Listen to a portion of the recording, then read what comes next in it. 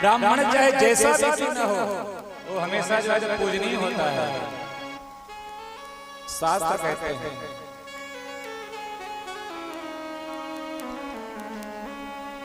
भगवान के महाराज की कथा का वर्णन कर रहे हैं। सुखदेव जी राजा परीक्षित को सुना रहे, कहते राजन आप जितनी भी कथा आप अभी तक सुने ये सब भगवान के अंग प्रत्यंग है। क्या है?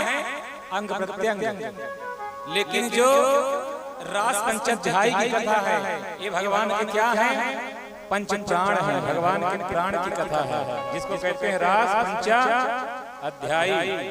जो हम सुनने के लिए बैठे हैं यहाँ पर महारास, जिसको हम सुनने के लिए जा रहे हैं। जब रास की कथा सुनो महाराज की तो कैसे भाव रखना चाहिए कि हम सब क्या हैं? गोपी हैं। क्या भाव होना चाहिए? हम सब क्या हैं? गोपी। क्योंकि भोले बाबा भी आए थे रास पंचाध्यायी कथा में, तो क्या बनकर के आए थे? गोपी बनकर के आए थे भगवान भोले बाबा। इसलिए हम सबको गोपी बनना। देखो जब भगवान ने रास किया उस भगवान की आयु कितना थी, उम्र कितना थी? 8 वर्ष 4 महीने की आयु थी भगवान की जब भगवान रास की। आजकल के लोग कहते हैं जब भगवान रास किए तो हम भला रास क्यों न करें?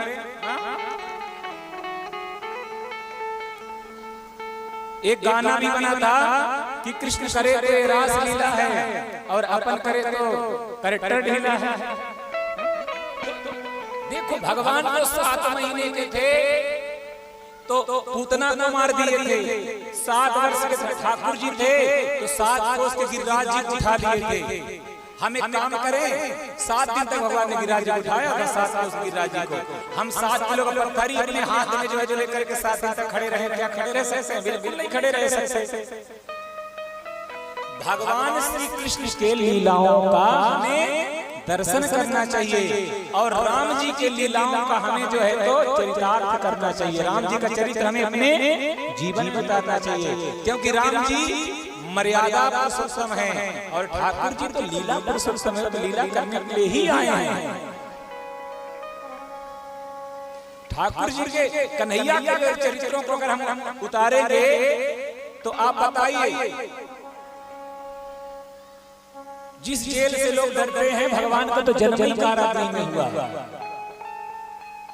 लेकिन भगवान दुखी नहीं होते। भगवान का भी आप जो है तो मुंह लटका हुआ नहीं देखे होंगे। हमारे जीवन में थोड़ा सा दुख आ जाए तो हम लोग मुंह लटका करके जो है बैठ जाते हैं, लेकिन भगवान का एक नाम है मुकुंद। क्या नाम है? मुकुंद, जो हमेशा खिला रहे, जिनका चेहरा एकदम जो है तो प्रसन्न